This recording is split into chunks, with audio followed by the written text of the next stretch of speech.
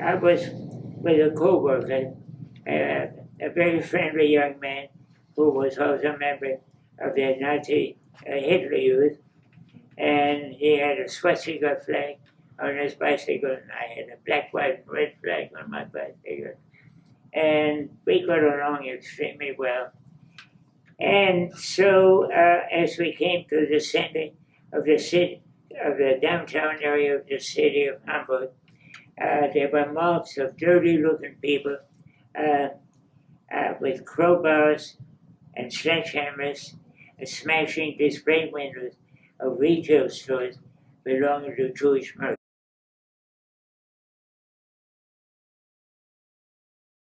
Around Easter time, 1934, the Nazis decided about a week before Easter that all Jewish retail stores should be so identified.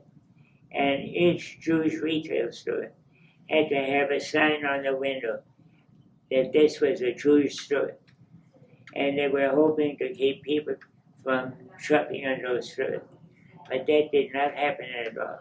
In fact, since my father was in the food business, the Saturday before Easter became a prime shopping day.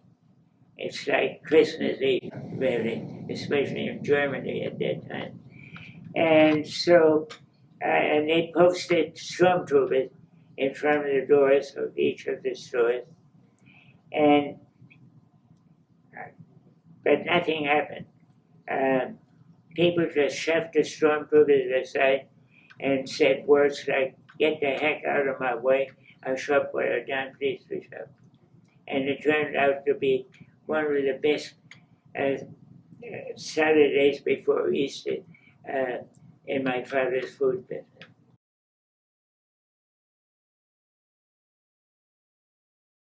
By that time, he had sold several of the stores, and I think there were about 7 or 8 stores left over in the city of Frankfurt and surrounding towns. They were destroyed. Merchandise was thrown out of the street. That's what happened on that night.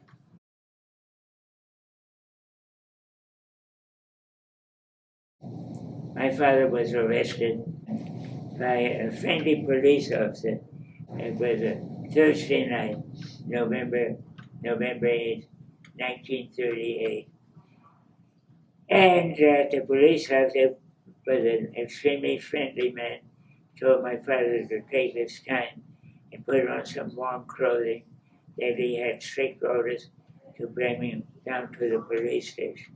And then he also told my father to have something to eat, and there's a picture of the policeman, my mother and my father, sitting in the kitchen in Frankfurt, Germany, around 11 o'clock at night, having an early breakfast.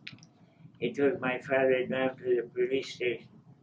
There were several other German Jewish men waiting, and eventually, maybe an hour or 2 hours later, they were turned over to a detachment of stormtroopers and marched to a railroad station, put into a freight car, and shipped to one of the concentration camps.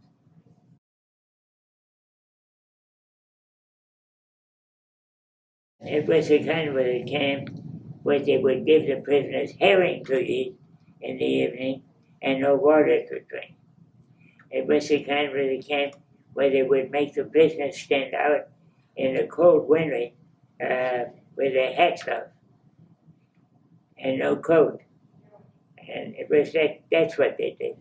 And with the help of some quote-unquote Nazi friends, we went to some offices, government offices, and got my dad out of the camp.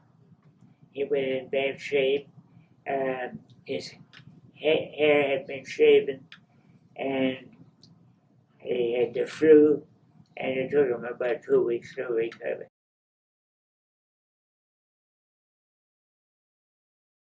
You know, immigrating to America was not that simple. You had to have a living relative. And for years, my parents said that they didn't know anybody. And it was on my insistence. I said, in that case, you check with cousins and second cousins. And sure enough, there was a second cousin who eventually immigrated to Italy. And he said, yeah, I got a cousin living in New Jersey. I said, and he gave my parents the address. And they wrote to him, and he was nice enough to give our family an affidavit showing that if and when we came to America, if we needed help, he would take care of us. And when we came to America, he invited us to dinner once, and actually let us know right then there you were on your own. And we were. And with the help of some other relatives, we were able to find an apartment in uptown Manhattan for $50 a month.